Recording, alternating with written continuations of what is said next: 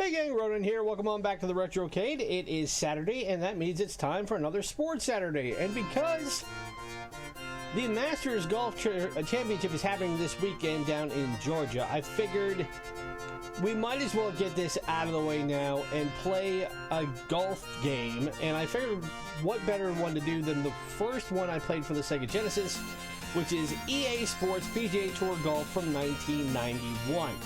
As always, if you've been liking the content on this channel, hit the like button, subscribe if you're new, ring the bell to be notified of the latest content. Don't forget we also have Suckerpunch Sunday coming up tomorrow where we play a fighting platform-based game from the 3rd, 4th, 5th, and 6th generation. If you are on Twitter, follow us at @Retrocade and help us if you can. Spread the word. We're trying to hit a goal of 100 subscribers here on YouTube as soon as we can. Sooner we do, it unlocks the customizable algorithm for this channel and lets us make it even bigger and better. And if there's a game you'd like to see us feature from the Nintendo Entertainment System, Super Nintendo, Sega Master System, Sega Genesis, or MegaDrive, SNK, Neo-Geo, Nintendo 64, PlayStation 1, or PlayStation 2, leave it in the comments below or drop me a tweet. It can be any game you want. The whole reason why I started this channel is to explore the history of video games of all sorts from the golden era from 1984 to 2010. Now, why in the name of common sense would I be wanting to spend my Saturday playing a game like this? Well, one, I wouldn't be doing it justice on a sports Saturday if I wasn't playing a sports-based game. And say what you will about golf, it is actually a sport. You can get into the nitty-gritty all you want about it. But this is also the first game I ever played for the Sega Genesis. As I've stated before in previous episodes, my brother had a Sega Genesis. He got it in, I think, 1990, if I remember it right. And it's funny because growing up, I was never really into golf. I didn't play golf until I got into my teens, really, because I had to, because my dad pretty much insisted we go and do it. It was kind of our way of doing things. But because of that, it was the main reason why we got into playing golf games was really because of my granddad. My granddad suffered a stroke before he passed away in the mid-'80s. And he had been a lifelong golfer, and he was even still swinging a club with one hand, pretty much right up to the point he passed away. But when we first started playing video games, he had it in television at his house. My grandmother bought it for him and us for something to do to pass the time, and one of the things they had on it was a golf game. So out of some weird deal, over the course of my life, and I don't know if there's any real rhyme or reason to it, but for whatever reason, I've always gravitated to one of the few sports games that I like to play on a new system is a golf game. And it's carried over, I don't know if it's nostalgia or what have you, but it's from the Intellivision through the Genesis. I had some on the Nintendo Entertainment System, and pretty much every PlayStation game or console I've gotten a golf game. Even right up through the PS4, I think it was Roy McIlroy PGA Tour, and I played that. So what we're going to do today is we're going to see if we can make it through a tournament. Now, a tournament is 4 rounds, and it's not that hard to do. So we're going to set up a new player. And one of the things I liked about this game was you could have your own character. And again, that was one of the things that way back in the day when EA Sports was capable of making really good, engaging games. They prided themselves on being able to have games that were really interactive and fun. Now, in order to do this, it's not a very difficult game to play.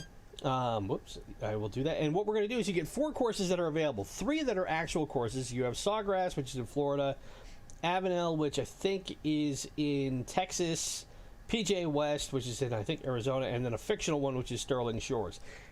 The Masters is played at Augusta National in Georgia. At one point, EA actually had the rights when Tiger Woods was still doing his franchise back in the 2010s that you could play Augusta. But since we can't, we're going to do TPC at Sawgrass, which is the home of what they call the 5th major, which is the Players' Championship. And you get this whole layout here.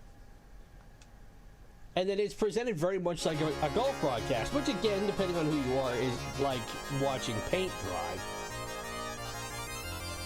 But you start off at even par, and you get to see everybody who's in it. And now they have this flyover thing where they show you how the hole works. What I'm going to do is really quick, I am going to go into, go back to the tent.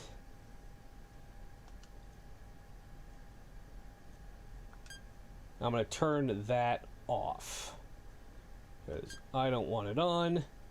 But everything else tends to be pretty useful as far as letting you know where... Go back to resume my game. Now again, this is not a hard game to play because you're playing on a Genesis controller, so you have 3 buttons. You have A, B, and C. And really it's just a case of judging how the wind blows, and you see that little wind directional arrow. That's always helpful. And then it's the B to start your shot, and what you'll see is it will go all the way up from right to left, from 0 to 100%, and then you have to go back down. And if you can get it back to that far solid right line, that determines how accurate your shot is. And like playing regular golf, it's all about rhythm and timing. So I got a driver, we'll see what we can do here. And I set it right. Now my goal for today is to see if I can make the cut and make it to the final round. To do that, I've got to shoot well enough under par for all 3 previous rounds. For the first 3 rounds, I've got to shoot under par and then see if I can make it to the 4th. There is no difficulty setting on this game. You're playing whatever the overall difficulty of the game is, which means you are pretty much at the mercy of how good of a golfer you can be. And what you'll find is that, especially when you get to the greens, there are some that looks like there's no earthly way that trying to be able to get a ball into a cup over some of the way the greens are designed is truly insane. Now the trick in putting here is that you have to think about it in terms of a ratio. So I'm moving the ball right because you can see those little broken lines between me and the flag indicates the grade on the green.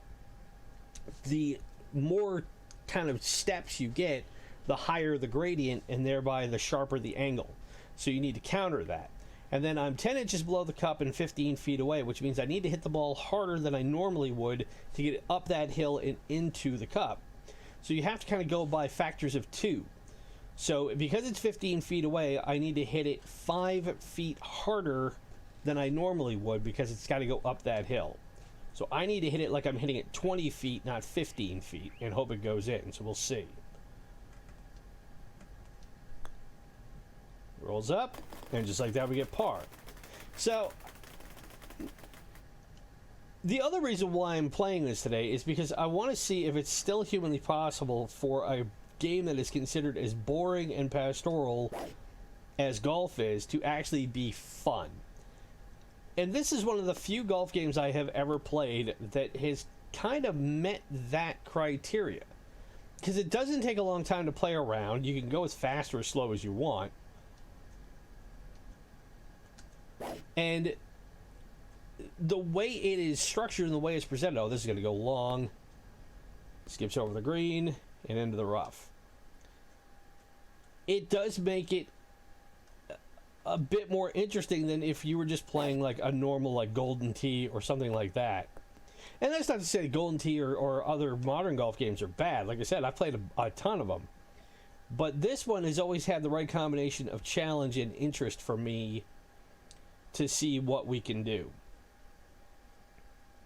So let's see, now I'm below the cup again, so I need to hit it about 17 feet and not 15 feet. And because there's no, I mean, I could set this down like this, but if you hit it over 100%, it tends to hit it into overdrive a little bit. So you've kind of got to gauge it and hope for the best, and it went right around the hole. And see, now it's gone downhill, so I missed it by 8 feet. Because it's got that big old dip right in front of the cup. So now I've got to hit it about 13 feet and hope it goes in. And we got it. And in this game, it is really easy to overshoot the mark, especially when you are putting. And because this was an officially PGA Tour sanctioned game, you actually have real PGA players in here. Now, keep in mind, this was 1991 when it came out on the Genesis. This game did come out on PC for DOS and Amiga and other systems prior to that in 1990. So it was a computer game first before it became a home console game. And it was featured on both the PC on MS-DOS, on the Genesis, the Amiga. They even had this game for the Mac. That's how far EA was willing to go to be able to get it licensed and out there to people. This could be a long putt. Let's see. So it's 4 inches above the cup, so I need to hit it. And because I'm sitting on the fringe, I need to hit it a little harder, but not too much. And it also came out on the Master System and the Game Gear. Oh, look at that. Now, the cool thing about this is when you hit a shot like that, it will automatically give you an instant replay. So I have my first birdie. That puts me at 1 under par. And usually in games like this, the cut line, which is the limit by which you can do badly and still move on, is usually somewhere around 1 or 2 under par in the first 2 rounds. Meaning, like if I finish this round at like 2 under par, or actually it's usually like 1 or 2 over par, I should say. So you can make a few mistakes, but you can't get too carried away, otherwise you're going to be meat.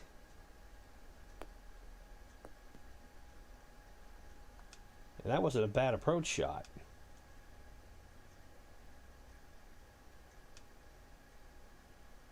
So I'm 6 inches above the cup, which means I want to hit it about 5-6 feet at best.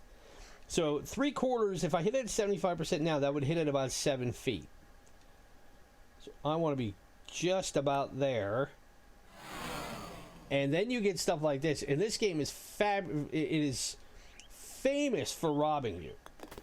You think you can have a putt dead to rights. Like I just had a 46-foot putt. And I thought I had that 7-footer nailed. And I came up short. Now another part of this game is because it's now 30 years old, you have to keep in mind that the technology that was available to golfers back then is not nearly what it is now. And by that, it's very rare to see a drive in this game go more than 300 yards. Like, you'll watch guys at the Masters this weekend if you're watching it. You'll watch guys hit a ball 350, sometimes even 400. There's one guy, Bryson DeChambeau, who is trying to hit the ball on the green on the very first hole, and it's 455 yards away. There's a really popular video clip going around right now of him practicing his swing, and it looks like he's going to just come right out of his skin. He's swinging so hard. So now that I'm sitting here right on the base of the fringe, I'm essentially sitting in the sand trap. I'm going to have to really whack this ball to get it up that fringe and then up the green to the hole. And it's 2 inches above the cup. So I need to be a little bit smart about this. And see what we get. Oh, we got another birdie. So that gives us another instant replay. But EA, for this franchise, during the 16-bit generation, they did 3 versions of it. They did PGA Tour 1, 2, and 3. They weren't very complicated. And then by the time we got to the 32-bit era, they started going by year. So it ended up going from PGA Tour 3, oh, that's going to be bad, to PGA Tour, I think, 96. Now, the other thing is there isn't an out of bounds in this game. Technically, that would have been it right there.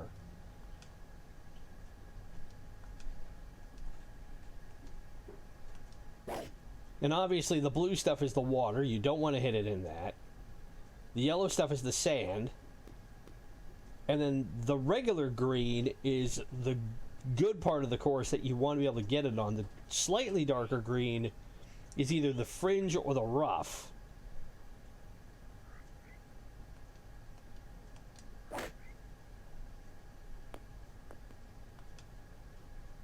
I might be able to get out of this with par.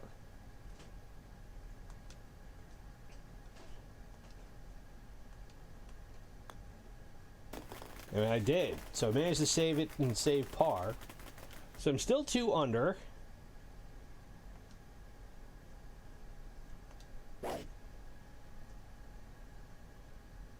And I have to admit, I've played this game so much over the years that I've had times in where you get really streaky. Like, I've won a couple of tournaments, I've been able to place really well, and it's like playing regular golf. You feel like you've achieved something if you can do it, but also, like the regular sport, it's a game you'll never really truly master, because there's always a way that it will come back and bite you when you're not paying attention. But see what I mean about greens? I don't know a single green in the world that would have essentially a ridge like this between you and the hole that you've got to ride to get down it. So I've got to hit this about 25 feet and hope for the best. And it's going to come up short.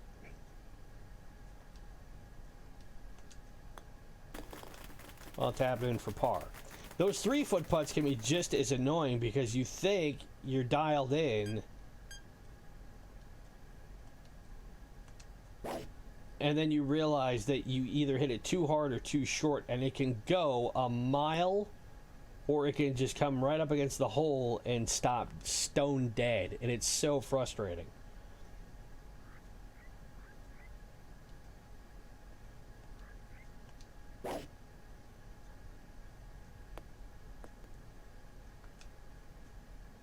So I had this for 8 feet for par. I'm a little below the hole.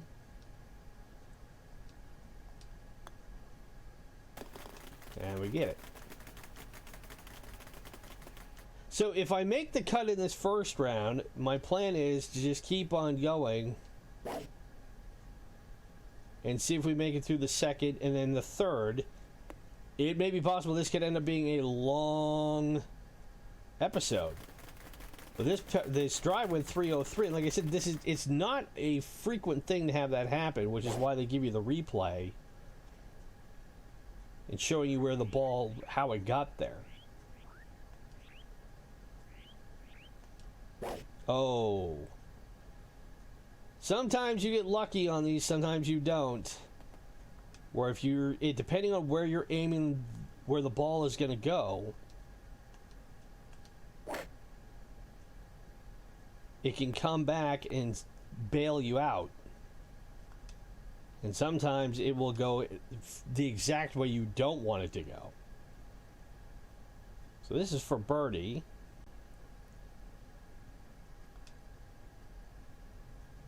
And I'm 4 inches below the cup, so I want to hit this about 25 feet. Ooh, and I pulled it right. Is it going to go? It went. Wow. My putting is actually doing better today than I anticipated. So now I'm 3 under, and I'm in really good shape for now to make the cut. There are holes coming up that can very easily torpedo any hope I have of carrying on in this.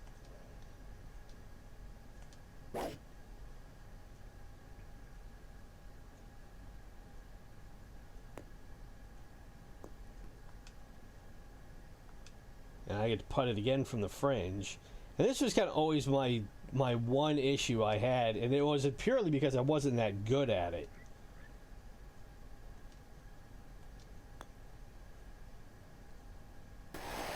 But I nabbed another birdie. It's in the hole. So I'm 4 under. But trying to make sure I can hit the green. Ooh, I shanked it. That I wouldn't have to pitch it on as often. So this is a par 5, which means I'm not going to get there. Oh, that didn't go well either. See, this is what happens. Is you can, oh, is that going to go in the water? No, I got saved. You can clip the trees and then find yourself in a world of hurt. Because the trees can just drop stuff in the water if you're not careful. Is it going to make it on the green? It's not. So I have another long putt, and this one's for... This is ridiculous. I mean, I played golf, like I said, for about 5-6 years when I was a teenager. And I ended up giving it up just because, again, it was so frustrating. I could not have any real fun playing it. But in my wildest dreams, I don't think anybody would ever try and make a hole. I mean, this is like a mini golf course. If a mini golf course was made by a sadist. So I'm 10 inches below the hole. Yep, so I'm below the hole. So I need to hit about 53 feet. Well, we'll see if we can get it close.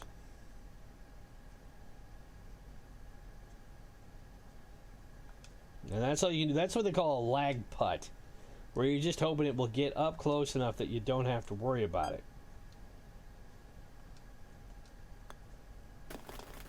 And we tap it in for par.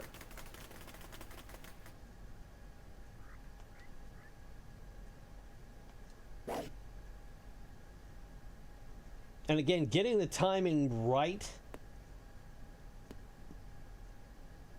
it's something that it's like playing regular golf.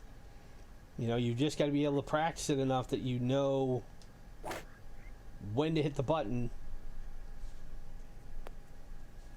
and when it's going to do what you want it to do. So I can see if I can get another birdie here. I'm 12 feet away.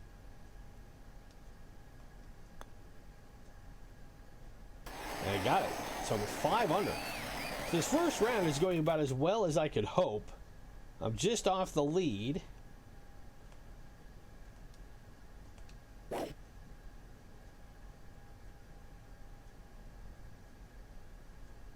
Now, it is possible to hit a hole-in-one in this game, and I will admit, in younger days, I have done that.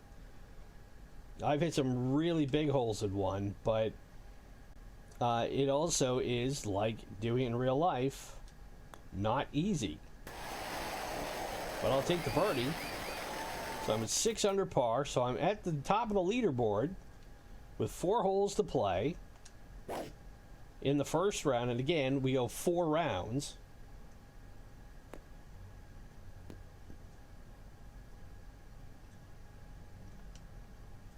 But the funny thing is, when this game came out, while it was far from the most popular game you could play, as a sports game goes, it was one of the most widely received and one of the most highly praised. And again, that goes back to when Electronic Arts first started, and they first started getting sports licenses, and they understood the trick to it was making it as close to what you see when you're watching a sporting event as you can when you are actually playing it. So now it's 7 under. I'm really doing well here. And while they have tried to keep some elements of that in their modern titles, for lack of a better term, unfortunately they've also taken so much out of it in favor of doing things like microtransactions and ultimate teams and all that stuff, that it's put them in the prime position of where they are now, of being one of, if not the most maligned game development company in the world and in the industry. There's reason why people don't like EA, and it's simply because the games they make just aren't as good as the ones they used to make. And you understand that, you know, over time, you know, you get people who change their positions, they change all sorts of stuff. And you have to be able to evolve. Ooh, man, I hit that way harder than I needed to. I don't know why that went so bad.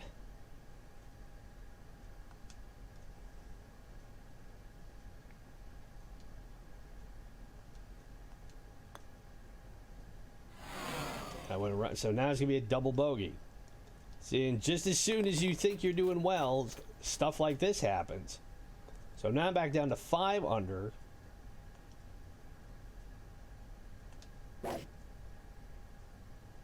Is that gonna come around enough? It is. Wow, I got lucky there.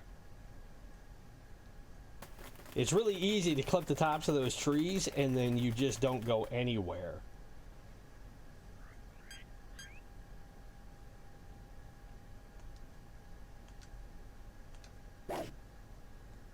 But as I was saying, you know, I had always been of the mind that I thought I was going to be playing EA games for as long as I would ever be playing games, period. But I haven't bought a new EA game in, I want to say 5-6 years at least. I think the last one I bought was actually SSX Tricky. Now this is the hole that will either make or break you. This is what's called the Island Green, for obvious reasons.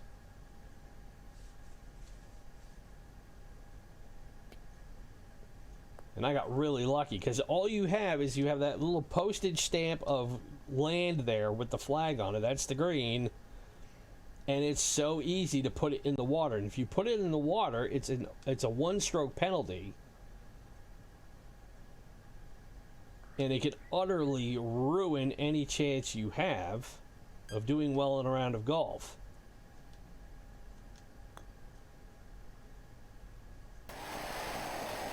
I get the birdie, so I'm back to 7 under.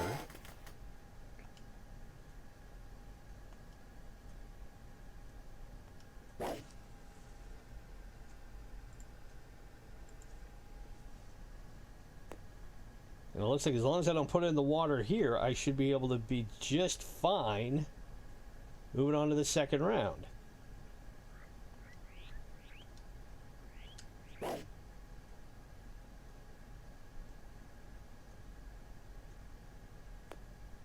That should back up a little bit. See, modern golf games especially, they've added more features to it where you can put like spin on the ball depending on where it's going, and you can really manipulate pretty much every element of it. You still can't do that in this game. You just hope that you can hit the ball right, and that will go where you need it to go. So I finished with an opening round 65. That's puts me at the top of the leaderboard, and I immediately go into round 2.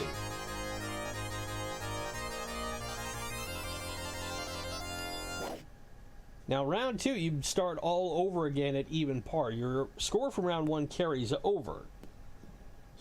So I'm still at 7 under.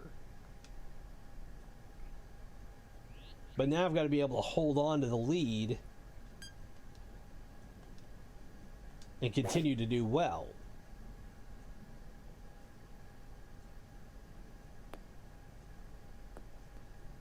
That wasn't a bad shot. But I always like how you get those little updates letting you know how other golfers on the course are doing.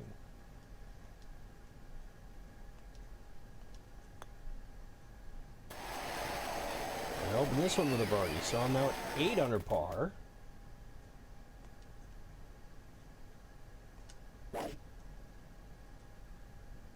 And the reason why I'm being able to go so fast through this part of it is that when you get to a new hole and you see the way the wind is going, if the wind is pointing, blowing the way that you want it to go, basically if it's coming from behind you, the ball's going to carry further, and that's what you want. And because the wind can shift so quickly, it does alter the way the ball will travel and ultimately where it will land. Boy, did that take a curve. That was helpful. So now I'm 10 feet away and I'm putting for eagle. And I'm 6 inches below the cup, so I need to hit about 13 feet. We get the eagle. Eagles are not easy in this game. Double eagles are even harder to get most times than a hole-in-one. I should come back.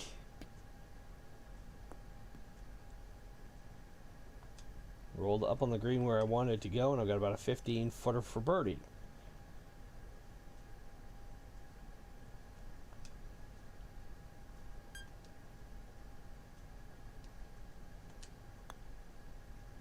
Will it come back? Nope. Now, if you get it under 2 feet, you can essentially hit the ball as hard as you want, and you'll never skip it over the cup. I've never seen it happen.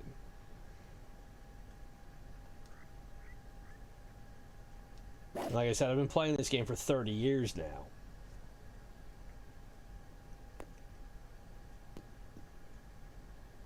But in answering my original thesis of whether or not you can make a golf game fun, I don't think by and large you can.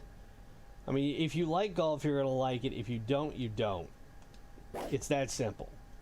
But I think that this game in particular came as close as any to making it fun enough for people who may not be, they may not go out on the links, and they may not do, you know, any of that stuff. But it's a game that if you want to just sit down and try it out and see how good you can be, then you're going to have a lot more fun with a game like this than even most modern golf games. Because again, they try and make it overly complicated now by adding more stuff. Whereas this is just, it's no fuss, no muss. The simplicity of it, again, as I've said with other games of this genre, belie the complexity of it.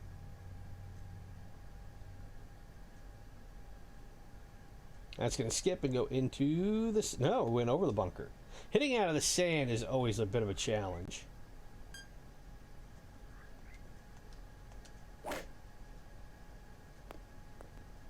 Ooh, that'll work. Little tapper for par.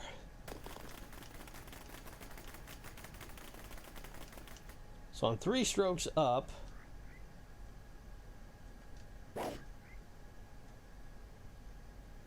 Ooh, that's going to go left.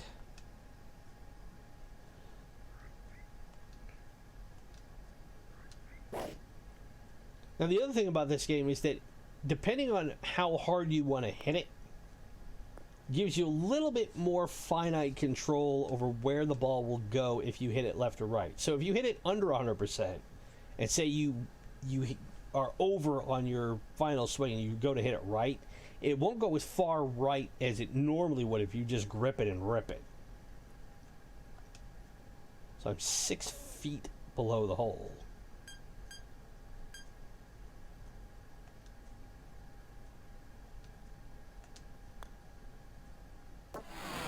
And that would have gone, except I hit it too hard, so it went right over the hole like that. Which happens.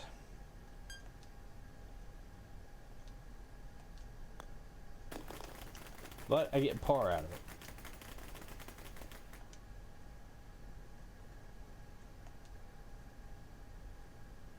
it. And because the wind is blowing in my face, this one is not going to go nearly as far as it would have if it was blowing the other way. So the wind does play a factor in how far the ball will go, where it goes, all of that. And now that's going to hook left. Can I still do something with it? Yeah, we'll see. So we got people moving up and down the leaderboard.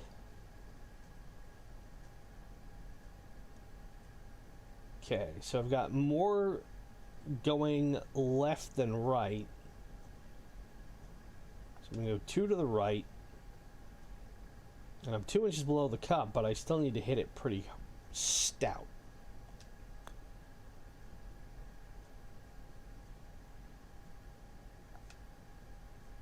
And this will be a tap in for par.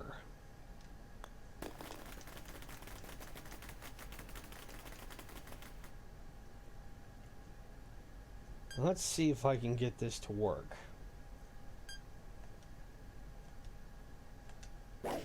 Nope, I don't think so. The wind will carry it, but I was hoping I could get it close enough to the hole for a hole-in-one. But I hit it too softly. So now I gotta hit it 38 feet. And I gotta go straight up this ridge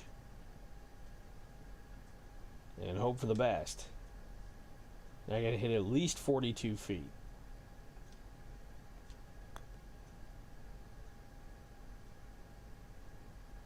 Oh, wow. Skip the replay on it. You come up 12 inches short. And I have to, that was one of the many things that when I played golf in real life, why I don't play it now. Also, physically, I'm to the point where I'm not able to take the torque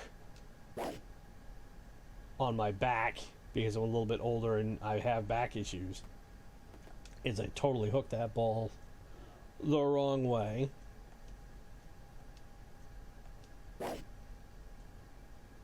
And again, you can make the argument of whether or not a golfer is an athlete. My supposition on it is this: the amount of ability you need to hit a golf ball straight on a consistent level, it requires a lot of core strength, a lot of flexibility, and a lot of things that you will get if you take, one, if you take care of your body, and two, if you exercise your body. So while it may very much be a skill game, in a lot of the same way as like bowling and pool are, and you could make the argument that neither of those are sports,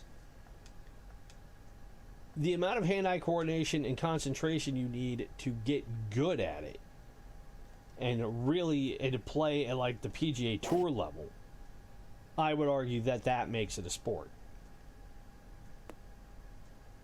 You know, if you're a weekend warrior and you go out and you hit worm burners and chili dippers and play the local municipal 9 holes, maybe not. In that regard, you could say it's a pastime. But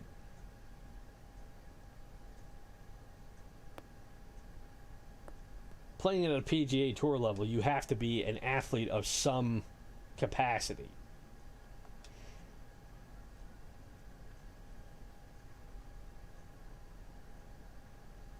Okay, so let's see if we can get this in the hole. About 33 feet out.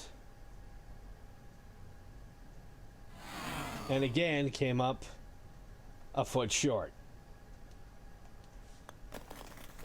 But at this point, we can keep hitting pars all day, because we're at 11 under. We're still at the top of the leaderboard, which is right where I wanted to be, but I didn't genuinely expect to be. I've played many rounds on this game and been out in the first.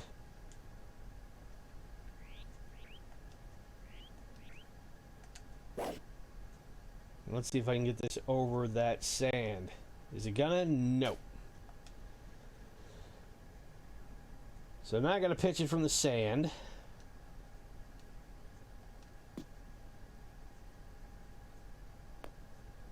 I'm gonna have a long try for birdie.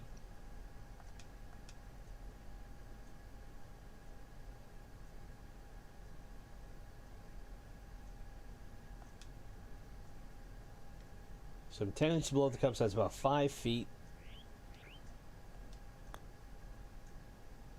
And got it. Wow. Take that.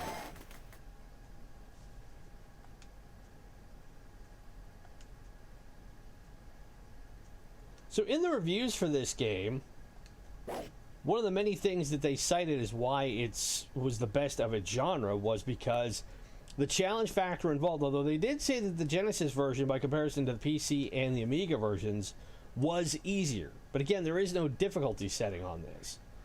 So it's not like I can set up and say, yeah, we'll try easy today and see how it works. You play the way it is set up.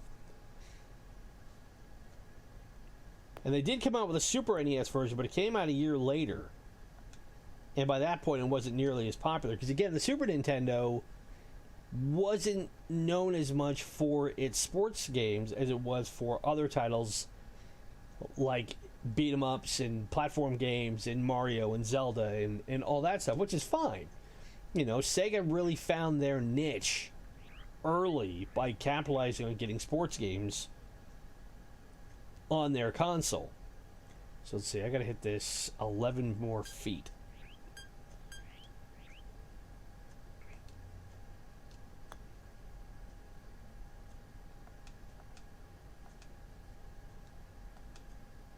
It's part of the reason why Madden was always so popular on the Genesis as opposed to on the NES or on the Super NES. And then when Sony took over from Sega, after Sega decided they weren't going to continue to make consoles after the Dreamcast, although the Saturn, they tried to, But by the time Sony came out with the PlayStation, EA realized that sticking with Sega was not going to be good for their long-term profits. So they jumped to Sony. Which is why you then saw Madden being coming out on the PlayStation as opposed to like the N64 and titles like that.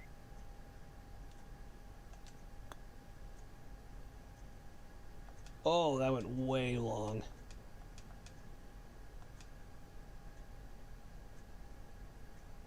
So I'm 6 feet below the hole.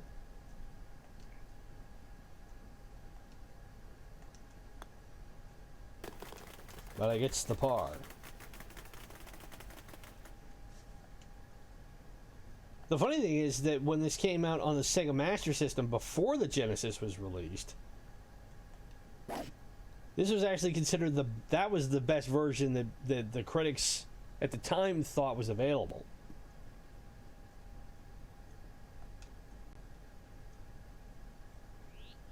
But ironically enough, on the list of the best Genesis Mega Drive games of all time, PGA Tour Golf, the original, is still in the top 10.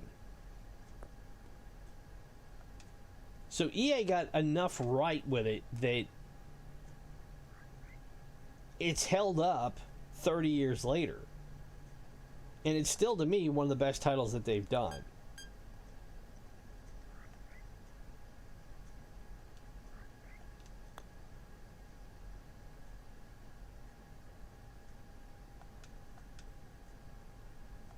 See, so I'm 5 feet off, hit this for par.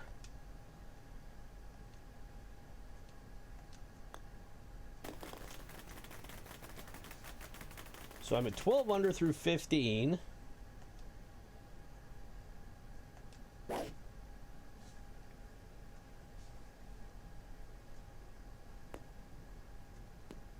In fact, this game was so successful that when EA realized what they had, they ended up coming out with different variations of it for different markets.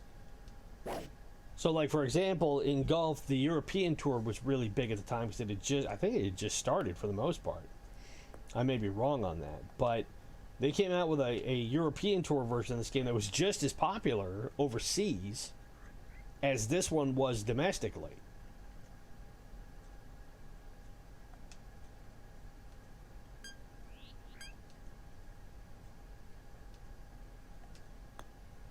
See if I can get this. It's going to curl, but nope. Still another 2-footer.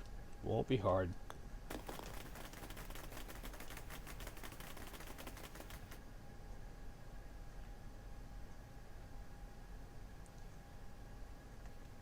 You know, but the idea that you could have a golf game of all things be that well criticized. Oh, that's going to go right in the tree.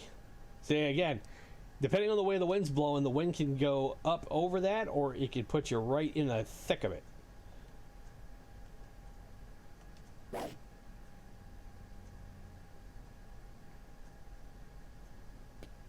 that's going to go on the sand.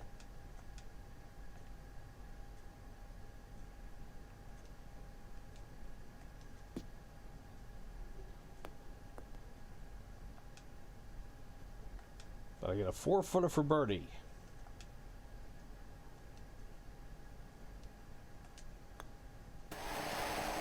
Take that. I almost whiffed on it. So I'm 13 under and it's back here.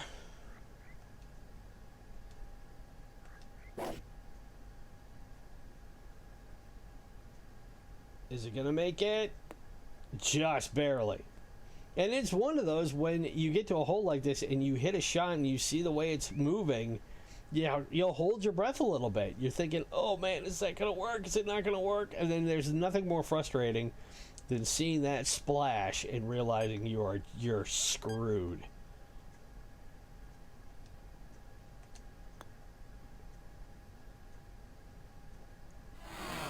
Oh, you are kidding.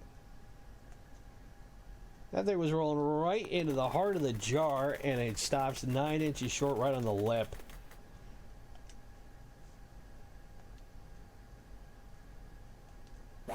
Oh, this is getting wet.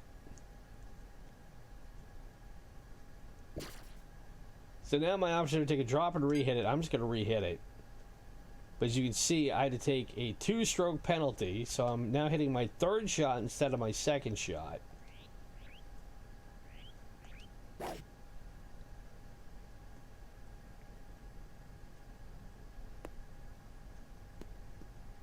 So if I can get this on the green, I can maybe hit a bogey and only lose a stroke. But instead, I'm going to push it right. So it's looking like this will be a double bogey, unless I can pitch it in, which I have done.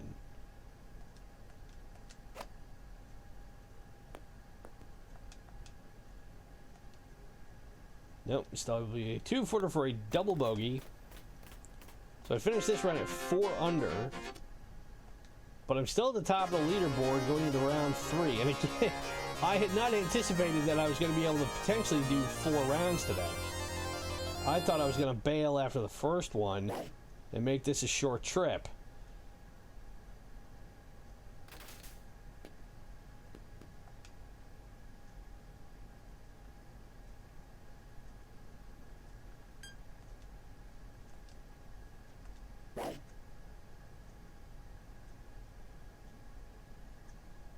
That was going to go wide right.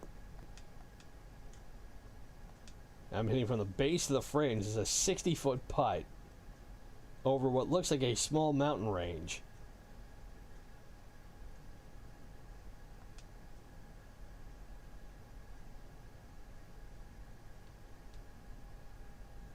Well, we'll give it a whirl.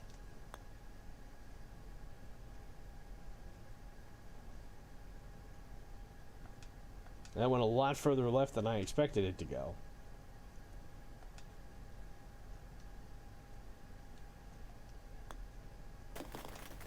But we gets the par.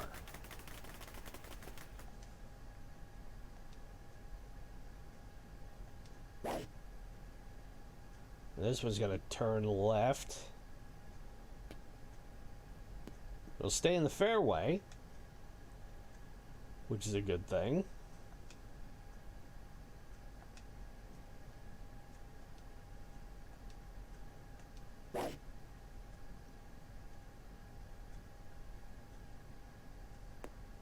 And sometimes you want the ball to come up a little short like that, because by the time it gets to the green, it will roll like this. And it rolls a long way. And I rolled all the way off the back of the green. And they changed the way the hole is placed on every round. So it's never in the same place twice. And because of that, you can find you're essentially hitting a ball. Oh, I hit that in for an eagle. Wow. You can essentially find yourself hitting either in a moon crater or trying to put it on the top of a mountain peak. It's insane the way these holes are designed. And I have never played an actual PGA golf course. But I know they're meant to be challenging, but even so, I don't think they're meant to be quite that crazy.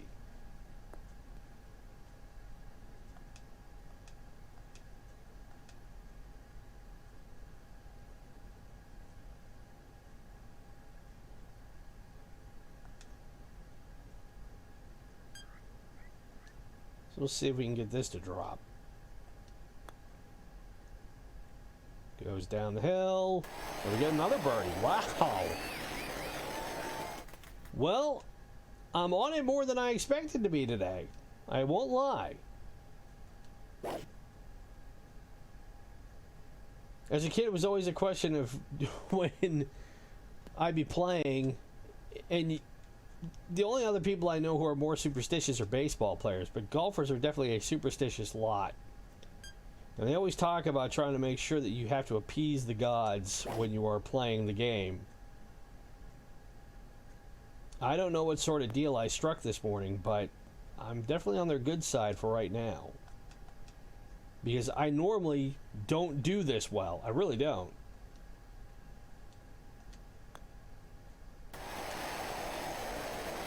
So I've got an eagle and 2 birdies, and I am cruising here.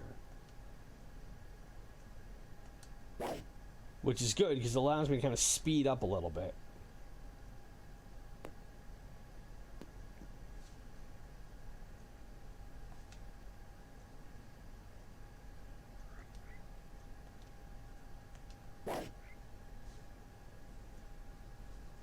But it all comes down to the timing of just hitting the B button 3 times. You don't think it's going to be that simple. But if you can get that timing down, then you're able to play this game really, really well. If not, it can be very unforgiving.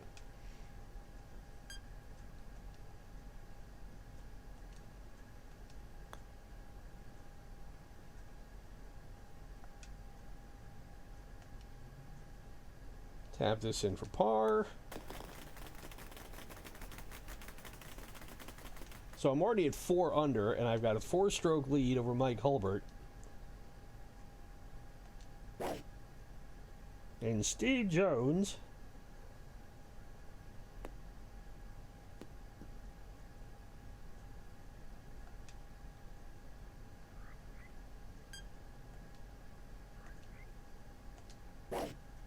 and sometimes when you're looking the way the wind is, you have to know when to take the edge off a little bit and then not hit the ball so hard, because that way it sets it up that you can hit the ball closer to the hole and have a better chance for a shorter putt.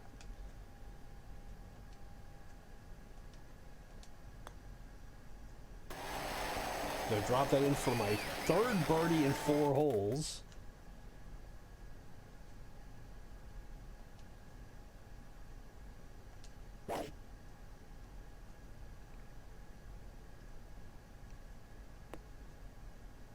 And everything, for the most part, is coming together for me today.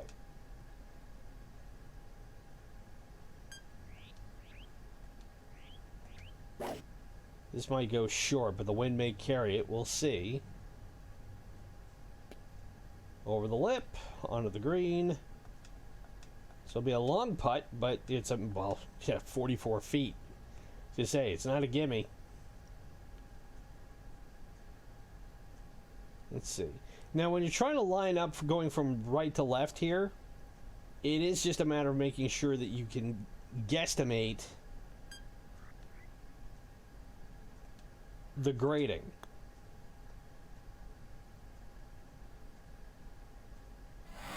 Oh, man. And sometimes you get stuff like that and you just can't help but laugh. If you're not doing well, that stuff is exasperating. Like, if I'm in the middle of the pack and I'm trying to get back into a tournament and that stuff happens, it's you think there's a really good chance that the controller is going to get busted. Ooh, that came in. I could have hit that ball much better.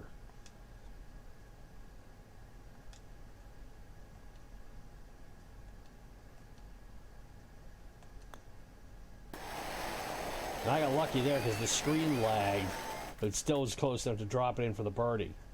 I, by no right, should that have gone in. But that's sometimes the sort of day you have. It's really bizarre how that translates from playing a video game of golf to playing the actual game. And sometimes you're just on it, and then other days it's the most cruel thing you could do to yourself. You really have to be almost masochistic a lot of the time to play golf. It's kind of my supposition on it. And again, for somebody like me who always grew up being a bit of a perfectionist and wanting to do well in things and always being chastised for not being quite as good as other people, you know, you get a real competitive streak in you.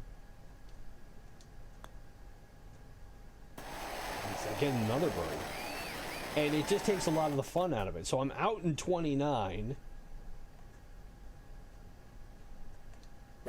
Now, the whole thing of out and in is that when you play your first 9 holes, you kind of go out to the furthest part of the golf course, which is why they say you go out. Now, the next 9 holes is you're coming back into the clubhouse.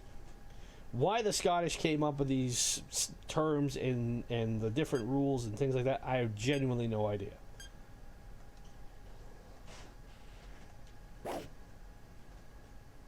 In no small part because, 1, I'm not Scottish, and 2, again, I don't play golf.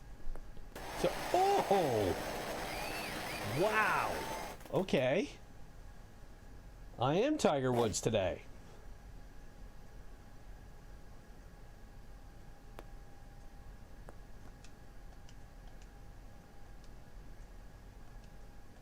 So this is literally a tap-in for another birdie. So I have birdied 6 of the first 10 holes and got the eagle on the second hole. So now I'm 8 strokes up.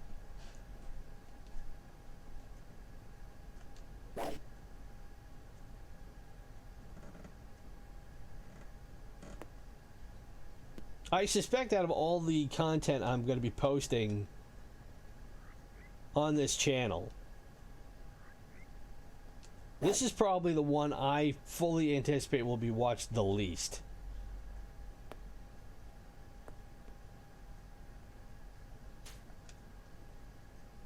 Only because who wants to watch somebody play golf? Well, unfortunately, that's the risk I took when I decided to start this feature every week.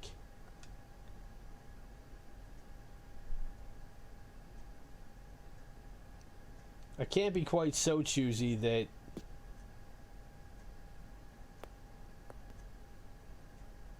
I can't let myself have a little bit of fun or go in and try different games that might not be the most popular ones in the world.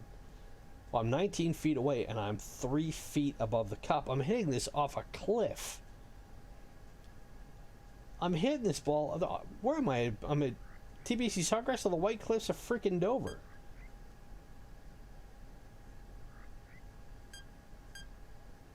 I'm 3 feet above the cup, which means I need to hit this 18 inches, so I have to hit it, and I'm 9 feet away. So I essentially have to tap this and hope for the best.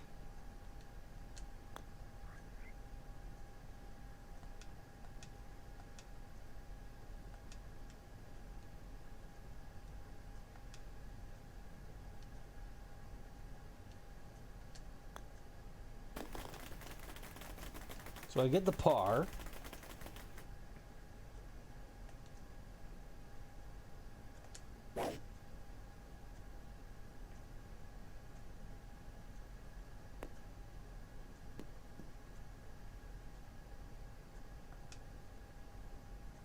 But the other thing is, by playing this game,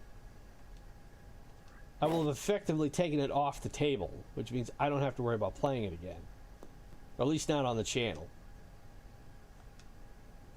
Which I'm fine with. You know, I'm not so partial to the games that I play that I have to make sure that I get them all up on a routine basis.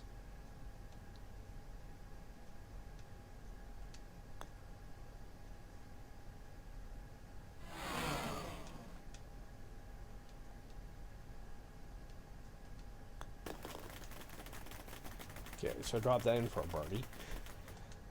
But still, you know, again, to my original idea of wanting to do a channel that celebrates the full history of video games, from the golden era of about 84 to 2010, you may not like the fact that there are games like this that were made in that span, but it was one of them. And again, this is one of the most well-known and most well-regarded games of its type ever made. And that it still holds up this much later. Again, this is a 30-year-old video game.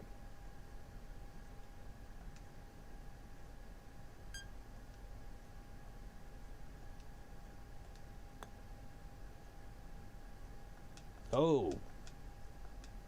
Ooh, that went bad.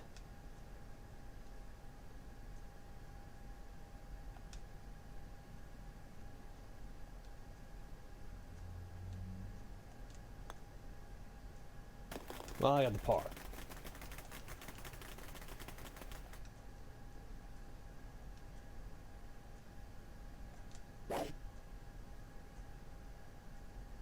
Okay, as long as that clears the water, I'm okay.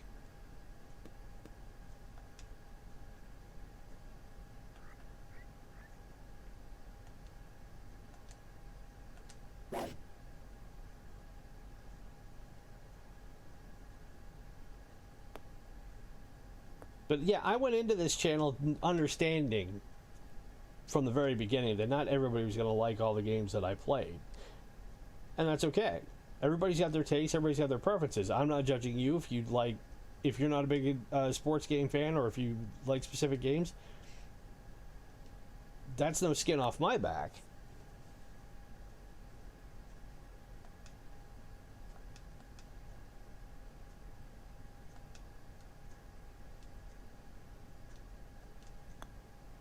My hope is at some point I will find a game that you may like to see somebody play, or like to see me play, or like to see highlighted. Again, leave it down in the comments below if there's one you would like me to feature here, or drop me a tweet. You can send it to me at Retrocade, and it can be any game you want. Any game from 1984 to 2010. And there's thousands to choose from.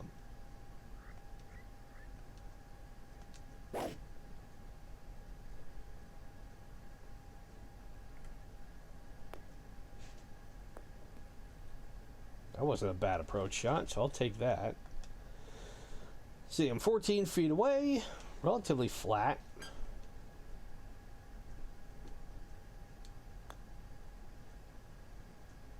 Oh, I just Nancied it.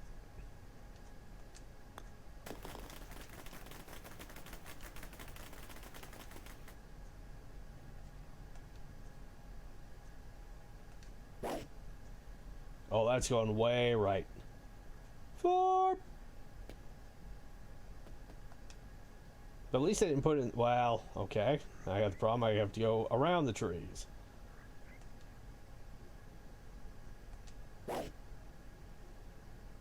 I think that's going back across.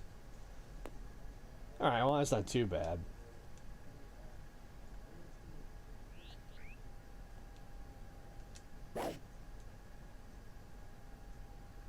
That should come back. Wow. Okay.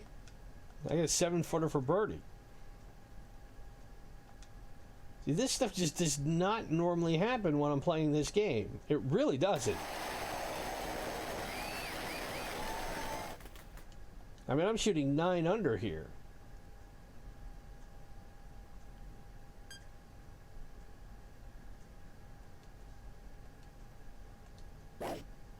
Now this is going to be the interesting one. I think it's going to get wet. Is it going to get wet? It is going to get wet. Because the wind is blowing so hard the other way.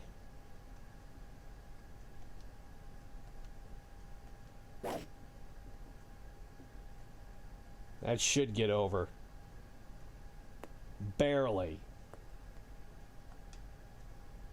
And I have a long putt for bogey. And it's right on the cusp of another cliff. I'm going to have to hit this just right.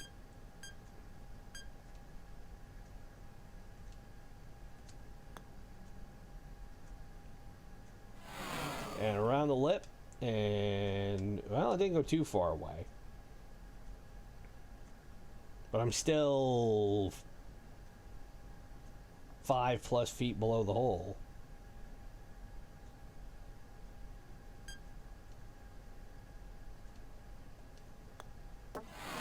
And I squirted over the hole. So a triple bogey on the 17th hole. And like I said, that's where, if you're not careful, it will put you back in your place. You think you got it figured out, and then something will happen and will cause your score to just plummet. And like all things in this game, if you're not paying attention, or if you let yourself get too involved, or if you think, okay, this is going to lead to another, it can totally unravel your game. Now I have to hit this up the side of an Alp from 46 feet away to see if I can finish the round. Well, here's hoping.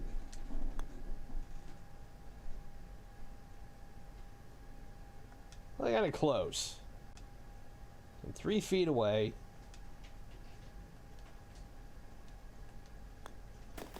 And it gets my par. So I shoot another 66, and we go to the final round. So now, as long as I don't cock this up, I will at least be in the money. Now, it says the total purse is $1.2 million. If I win the tournament, I'm not going to win $1.2 million. Would be nice. Take it in small non-sequential bills. A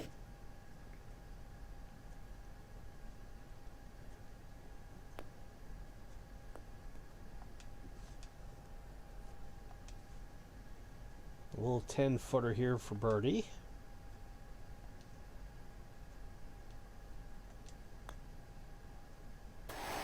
And opens with a birdie again. I think it's the third time in 4 rounds I've hit a birdie on the first hole. I'm not going to argue with that.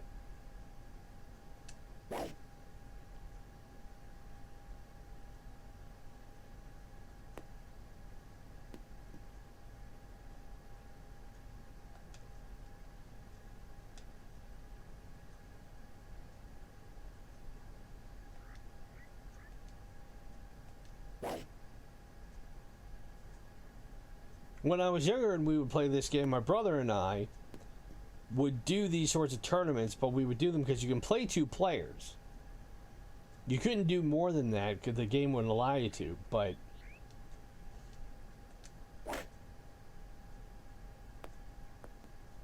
we were pretty cutthroat in how we played this. Jeez, I gotta hit this off another slope. So I'm 5 feet above the hole. I'm 8 feet away.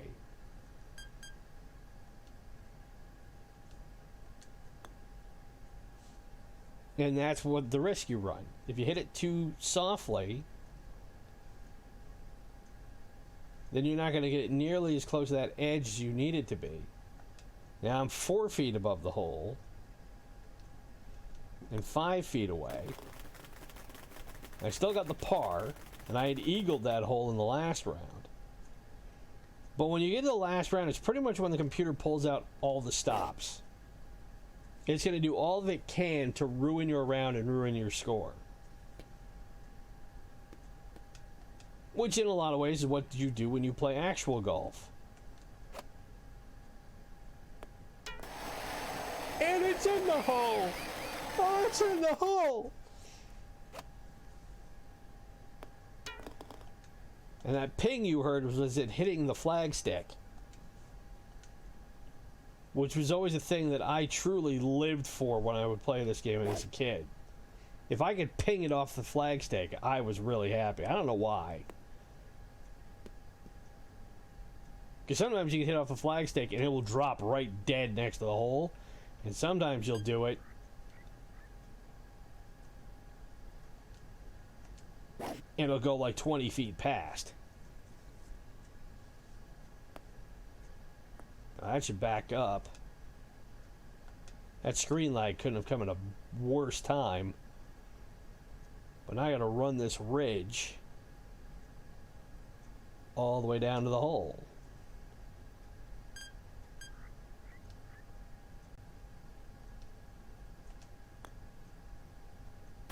And we get another birdie. But 3 birdies in 4 holes again. We're 20 under par.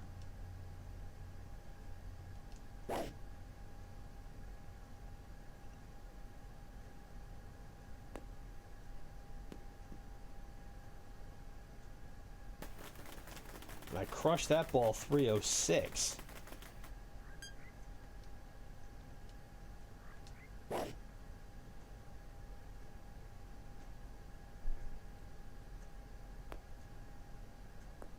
That'll hit the brakes and come back. We've got an 8-footer over a pommel horse for yet another birdie try.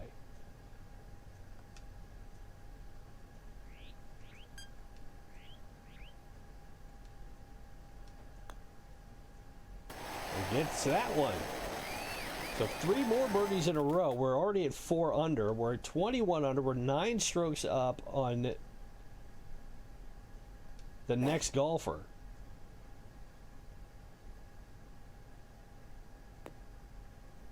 I don't know if this is doing this for me just because it's either rewarding me for something I either did or said subconsciously when I started today, or it knew I was playing this and posting it on my YouTube channel, so it was, let's make sure he can bore as many people as possible.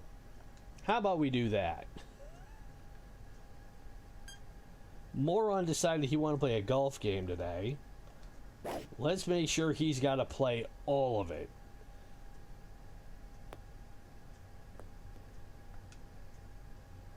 See, sometimes the golf gods can be nice, and sometimes they can be truly sadistic. And I could make the argument that today they actually wanted to be quite sadistic in making me have to play the whole tournament. Whereas if I pick up my controller and play this tomorrow, I won't do nearly this well. If anything, I'll be like 6 over at the end of my first round, and that'll be it. But today, I can do's no wrong.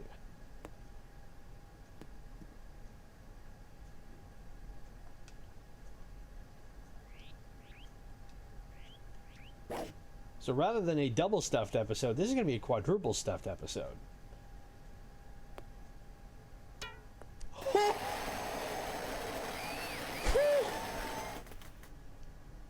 That was almost an eagle on a par 4 hole. So if you hit it in 2, that's an eagle on a par 4.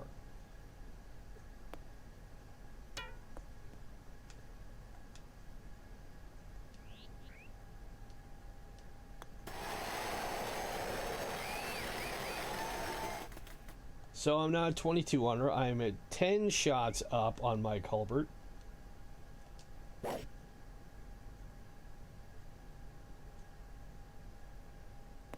This should make it on the green. Is it going to bank right or left? It's going to bank right.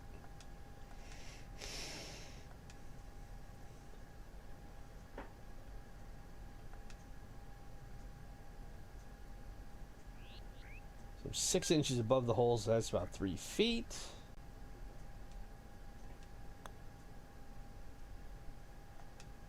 That's okay. I can lag this one up and drop it in. I'm at the point now where, barring the highly improbable, I have a really good shot of winning this tournament.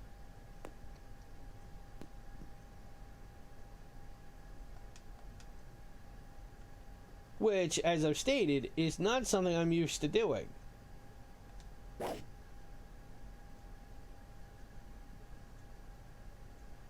Oh, and the trees ate that.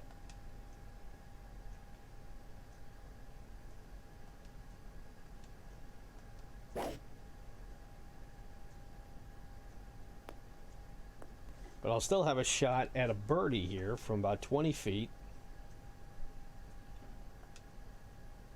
It's about 5 feet under the hole. So right about there. Oh, rimmed it.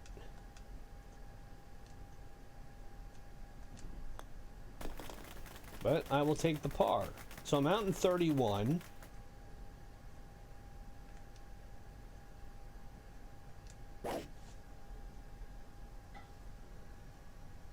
See what we can do coming back in. We're the last 9 holes. It's going to be all down to what I can do on that 17th hole. Really. If that one's set up where I've got a decent shot of getting it on, then it will be a straight shot in to the clubhouse to wrap this up. If it decides to be difficult, then who knows? This might have gone a little too far left. It did. But that'll be another tap in for a par.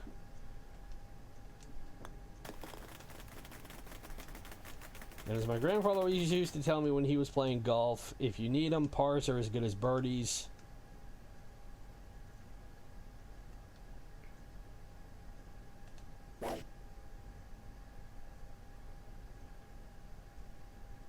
Because it means your score is not going back up.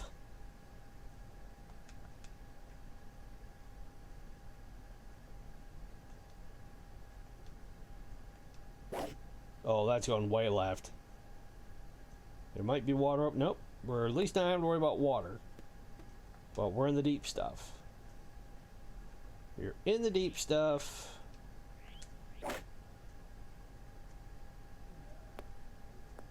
That's going to keep on rolling. This will be another long putt for a birdie. Well, it's under 20 feet. But I got to hit it over a mound.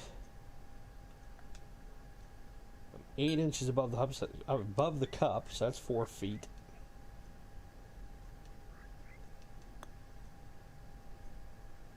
Come back down. Oh, rimmed it again.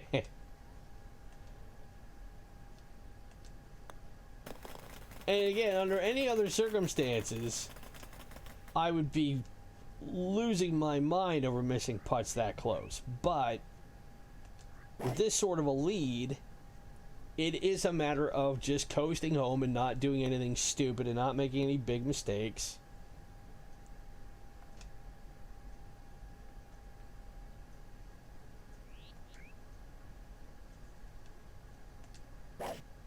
And seeing what pans out. So that's going to roll back a bit. We've got 11 footer for par, or for birdie rather.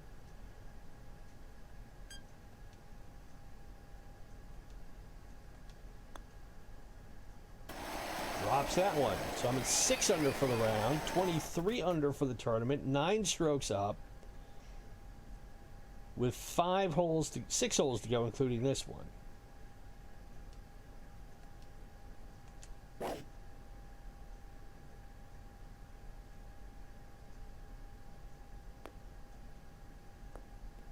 That'll roll back. A long 41 footer.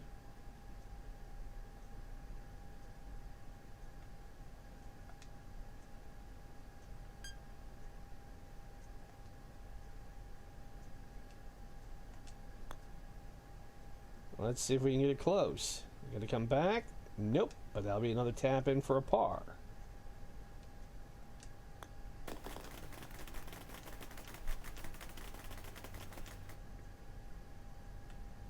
And to think, I only decided to play this game because the Masters is going on this weekend. Under any other conditions, I wouldn't have had any reason to play this. But yet, here we are. And like I said, I get out of my system now. And you don't have to see me play it. You don't have to hear me talk about it. Next week I could move on to something a bit more intellectually stimulating, I'm suspecting, for the greater majority of you. But if you stuck it out this long, I genuinely appreciate it. You didn't have to.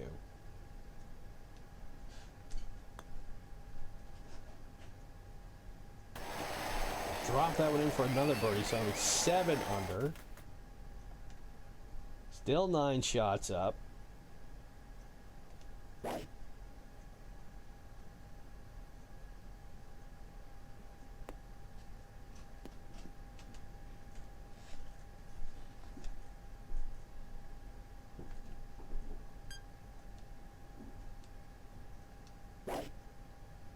And this one should be looking good. It's tailing a little right, but should roll up on the green.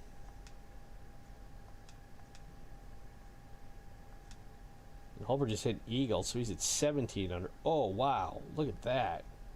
Hitting along the edge of a gully. Okay.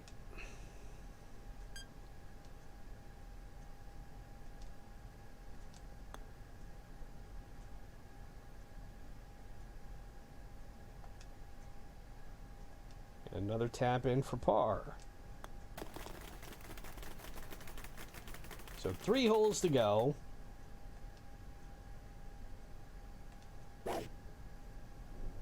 This should clear the trees. Oh yeah, cleared it and then some.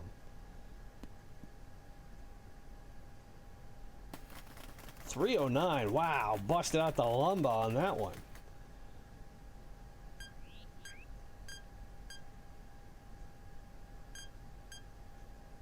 Thinking right about there. It's probably going to go longer than... Nope, it may... Is that going to hit the sand? It did hit the sand. Alright, well, not too worried about it.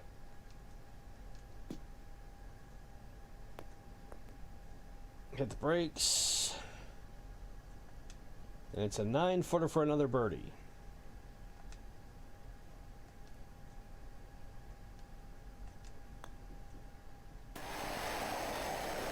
So now we head back to the island green at 17. We're at 25 under par.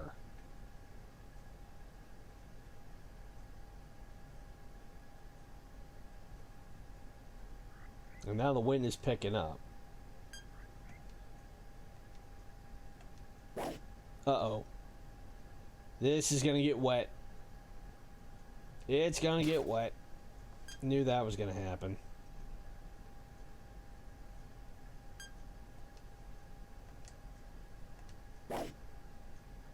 Oh, now it's going to go right. Has it got enough to stay on there?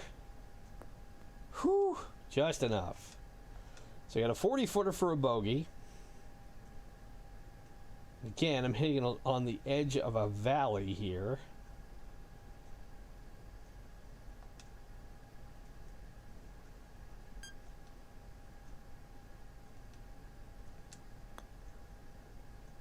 Is he going to have enough to come back around? All right. Should be an easy tap in for the double bogey. So I'm back to 6 under. But I'm still 6 shots up going to the last hole. And I'm the last guy to finish. So all I got to do is get it on the green and drop it in, and I will have won this tournament, which was the last thing, the absolute last thing I expected to do, or even to an extent even wanted to do, when I sat down to play this afternoon. But here we are.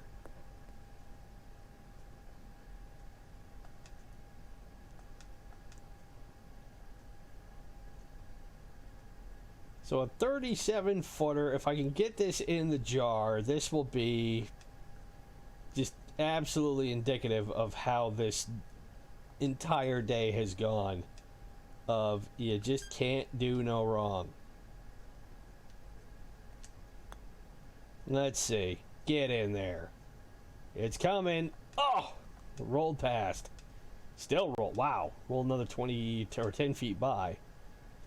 Okay, so I got to tap this in from 10 feet out for par. And I can miss this and I still won't lose. Essentially, I have to 6-putt here.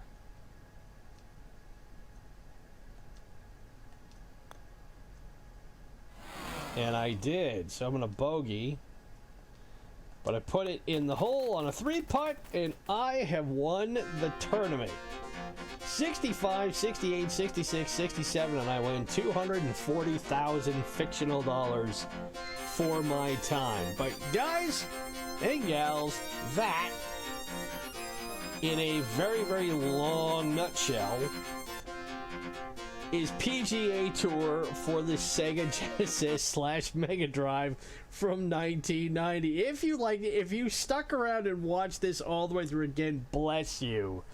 I promise I will not play a game like this again for a very, very long time.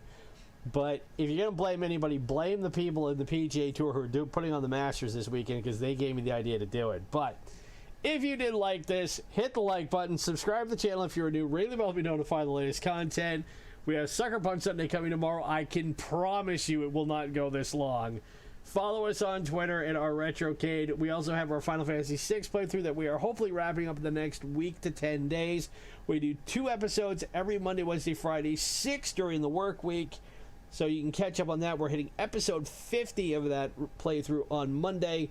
And if there's any game you'd like to see us feature, arguably it's not a golf game, from the Nintendo Entertainment System, Super Nintendo, Sega Master System, Sega Genesis or Mega Drive, SNK, Neo-Geo, Nintendo 64, PlayStation 1 or PlayStation 2, leave it in the comments below or drop me a tweet. As always, my name is Ronin. Have a great rest of your Saturday, everybody, and we will see you for what will be an abbreviated Sucker Punch Sunday tomorrow. Bye.